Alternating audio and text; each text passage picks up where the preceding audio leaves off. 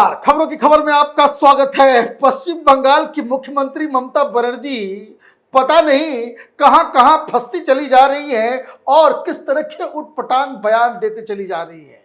आज प्रधानमंत्री के साथ वो जो रिव्यू मीटिंग होता है उससे बाहर निकलते ही आग बबूला, पता नहीं क्या क्या वो बोल गई, उसके बारे में तो बताऊंगा। लेकिन पहले मैं ये बताता हूं कि पीएम के साथ जो रिव्यू मीटिंग थी वो तो बहाना है।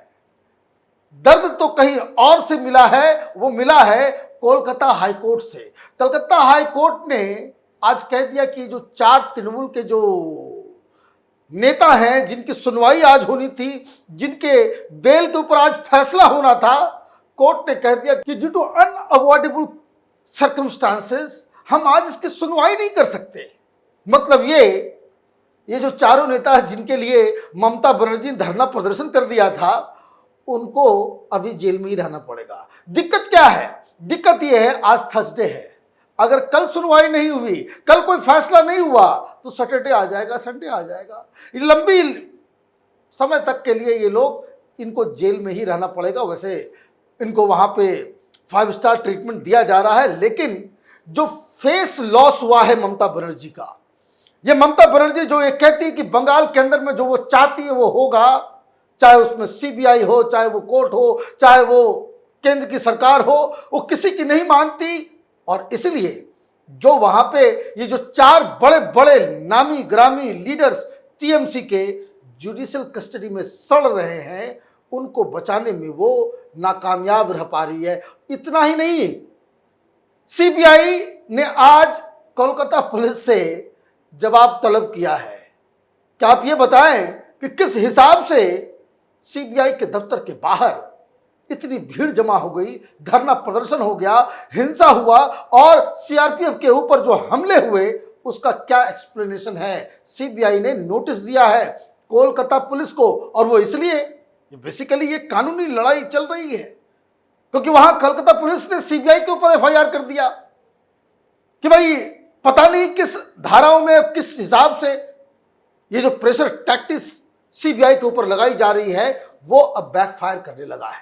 और मोदी सरकार का जो रुख है वो भी बिल्कुल हार्ड होता चला जा रहा है। लगातार एक के बाद एक रिपोर्ट्स आ रही हैं, जिससे एक बात तो समझ में आ रही है कि सारे इंस्टीट्यूशन, चाहे वो सीआरपीएफ की दी गई रिपोर्ट हो, चाहे वो सीबीआई की दी गई रिपोर्ट हो, चाहे वो गवर्नर की रिपोर्ट हो, या फिर कोर्ट के अंदर जज साहबान के जो बयान हैं, उनके जो कमेंट्स हैं, वो सिर्फ एक बात की ओर इशारा कर रहे हैं कि बंगाल के अंदर law and order, rule of law बिल्कुल खत्म हो चुका है। यहां पे संविधान के मुताबिक सरकार नहीं चलाई जा रही है। और तो और सुप्रीम कोर्ट ने नोटिस भेजा है, सुप्रीम कोर्ट में एक पीआईएल भी दर्ज किया गया है कि वहां पे लॉ एंड ऑर्डर की सिचुएशन इतनी खराब हो गई है कि सुप्रीम कोर्ट केंद्र सरकार को यह आदेश करे कि वहां पे आर्टिकल 356 लगाया जाए। मतलब आप देखिए कि कानून के हिसाब से ममता बनर्जी धीरे धीरे दलदल में फंसती चली जा रही है। ममता बनर्जी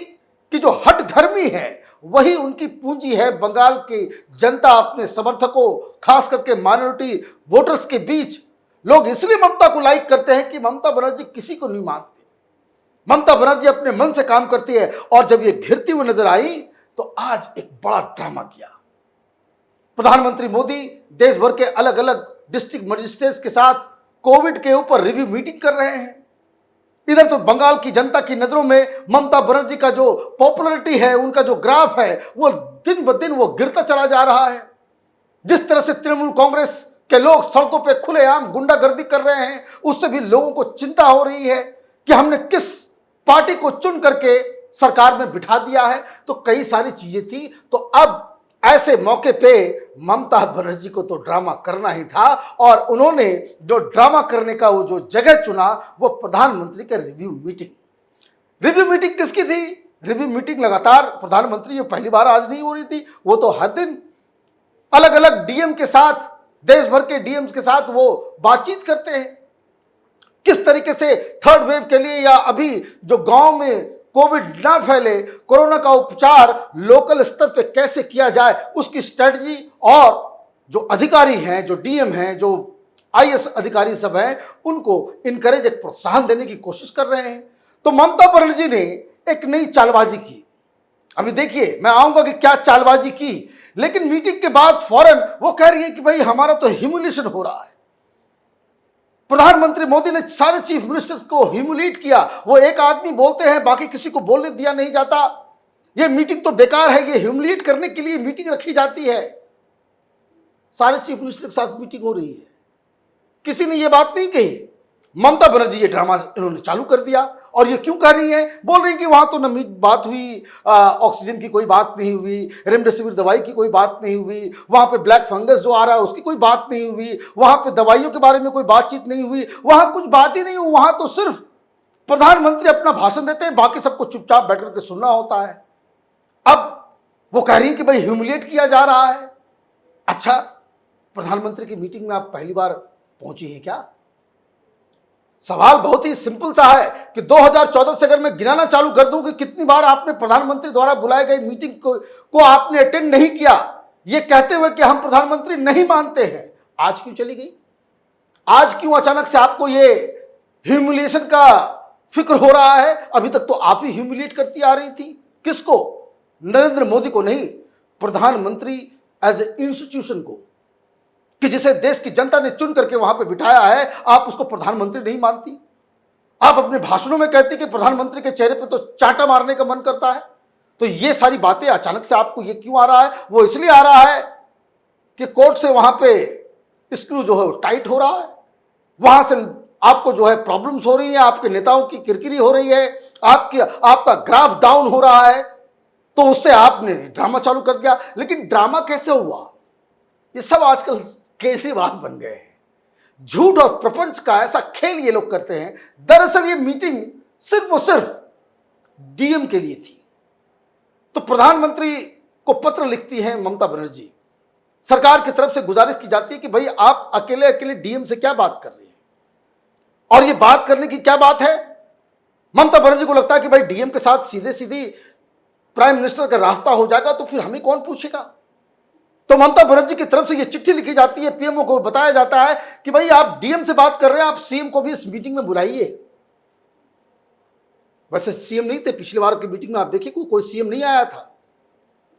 तो प्रधानमंत्री की तरफ से यह कहा गया कि भाई ठीक है, अगर इस मीटिंग में सीएम भी आना चाहते हैं तो वो आए। यह प्रधानमंत्री की मीटिंग है, एजेंडा प्रधानमंत्री का दफ्तर ही तय करेगा। उसमें कौन बोलेगा नहीं बोलेगा ये प्रधानमंत्री ही तय करेंगे, क्योंकि ये उनकी मीटिंग है। ये ममता बनर्जी की मीटिंग नहीं है, टीएमसी के द्वारा बुलाई गई मीटिंग नहीं है कि जहां आपकी मनमानी चलेगी। अब जब मीटिंग में बुलाई गई तो ये लोग आ गए, ममता बनर्जी भी शामिल हो गई। अब इसमें एक नया पेच आया, इसमें डीएम को भी बोलने की को छूट दी गई है। तो बंगाल में साउथ 24 परगना के डीएम का नंबर था कि बंगाल की तरफ से कि वहां की क्या लोकल इश्यूज हैं, लोकल प्रॉब्लम्स हैं, उसके लिए साउथ 24 परगना के डीएम को बोलने की अनुमति दी गई। सारा कुछ तय हो गया कि इस मीटिंग में प्रधानमंत्री के सामने वो भी बोलेंगे। लेकिन ममता बनर्जी ने प्रोटेस्ट कर दिया कि डीएम कुछ नहीं बोलेगा हमारा। तो आपने डीएम को मना कर दिया, प्रोटेस्ट कर दिया। एक तो आपको मीटिंग में बुलाया नहीं जा रहा था, आपने चिट्ठी लिख करके कहीं भी हमें मीटिंग में आना है। जब उसको अलाउ किया गया तो आप मीटिंग में बैठ गई। फिर जब आपके राज्य से एक डीएम को बोलने के लिए कहा गया तो आपने उसमें प्रोटेस्ट कर दिया, आपने उसमें कह दिया कि भाई हमारे बंगाल से कोई कुछ नहीं बोलेगा। और मीटिंग खत्म होते ही आप कह रहे हैं कि भाई किसी को बोलने नहीं दिया जाता। भाई आपको तो आना ही नहीं था इस मीटिंग में, ये तो डीएम के लिए मीटिंग थी। और यहां पे आप लगाए, वो देखिए पूरा लेफ्ट लिबरल कबाल जो है वो आजकल पूरा चैनल तो चल रहा है। अभी तक इलेक्शन का करार अभी तक खत्म हुआ नहीं है, सारे लोग बोल रहे हैं ह्यूमिलेट किया जा रहा है। वो अपील कर रही हैं बाकी सारे मुख्यमंत्रियों से कि प्रधानमंत्री के खिलाफ आप आवाज उठाएं। अरे ये क्या हो रहा है? आप देश में क्या बंटवारा करना चाहती हैं इस तरह की बातों को कह के? अभी तक तो कभी ऐसा हुआ नहीं, लेकिन आप इस बात को कह रही हैं। और उसके बाद जो आर्गुमेंट दिया जा रहा है कि भाई इस मीटिंग में रेमडेसिविर के बारे में कोई बातचीत नहीं हुई। अब कौन बताए भाई 2 दिन पहले ही सारे डॉक्टर्स ने कहा भाई रेमडेसिविर जो है इसका उपयोग नहीं करना चाहिए। खैर, इतनी तो ये कहा जा सकता है कि वो अपने नेताओं को बचाने के चक्कर में समय नहीं मिला होगा इन सब चीजों को जानने के लिए। तो उन्होंने कहा भाई दवाई के बारे में बात नहीं हुई, ऑक्सीजन के बारे में बातचीत नहीं हो रही, वहां ब्लैक फंगस के बारे में बातचीत नहीं हो रही है। अरे भाई वहां मीटिंग में क्या बात होगी वो तो पीएमओ तय करेगा ना।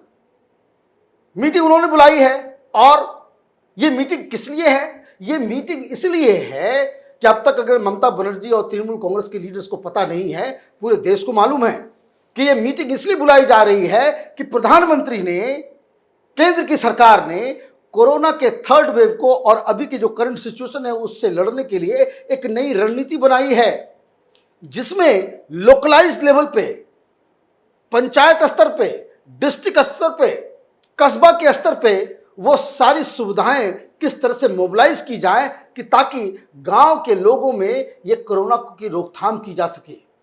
इसके लिए गांव में कैसे टेस्ट होगा, घर घर पे जाकर के लोगों को टेस्ट कैसे किया जाएगा। आज एक नया सिस्टम आया है कि सेल्फ टेस्टिंग आप खुद कर सकते हैं घर पे। कई सारी चीजें एक साथ हो रही हैं, लेकिन इनको ममता बनर्जी वो बिल्कुल वो तो खिसियाई बिल्ली खंबा नोचे। कोर्ट से वहां पे दवाई मिल रही है कड़वी, तो यहां पे ये राजनीतिक ड्रामा इन लोगों ने शुरू कर दिया है। अब ये किस तरीके से डीएम लोगों को ये कहा जा रहा है, सारे डिस्ट्रिक्ट कलेक्टर्स को, कि अपने डिस्ट्रिक्ट के अंदर सारे लोगों को मोबिलाइज कीजिए।